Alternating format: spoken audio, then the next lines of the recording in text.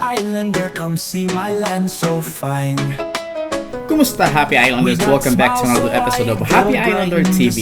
Sa pagsisimula ng ating food vlogging series na tatawagin nating Chibugan sa Isla, umpisahan natin ito sa Aras Pares Food Hub. Alam niyo ba na sa Aras Pares Food Hub kumuling natikman ang sarap ng pares? Nung ako'y nagtatrabaho pa sa isang call center sa Manila, malimit akong dumaan after work sa isang sikat na paresan sa Espanya, Manila, malapit sa Rotonda. At yun nga, muli kong natikman dito sa Aras Pares Food Hub ang tunay na sarap ng pares. Kakabukas lang nila noong Agosto pero dinadagsahan na sila ng mga customers at pinipilahan na ang pares nila. At nung pupunta ko nga medyo nagantay pa kami dahil punuan dito lagi. Bukod sa masarap na, ang dami kasing ingredients ng pares overload nila. At kung bitin ka pa, meron din silang pares overdose.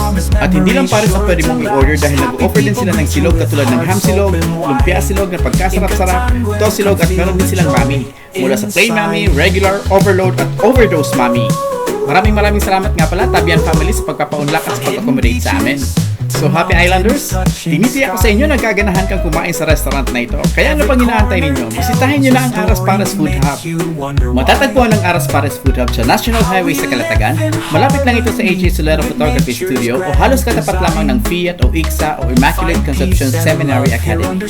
Shoutout nga pala sa mga followers natin na nag-request na gumawa tayo ng review sa mga restaurants dito sa isla. At ito na nga ang una sa ating food vlogging series at antabayanan ang marami pang mga susunod na episodes dito lamang sa Happy Islander TV. Don't forget to follow, like, comment, subscribe, and share this video. Sa muli, ako si AJ Solero, ang iyong Happy Islander. The time when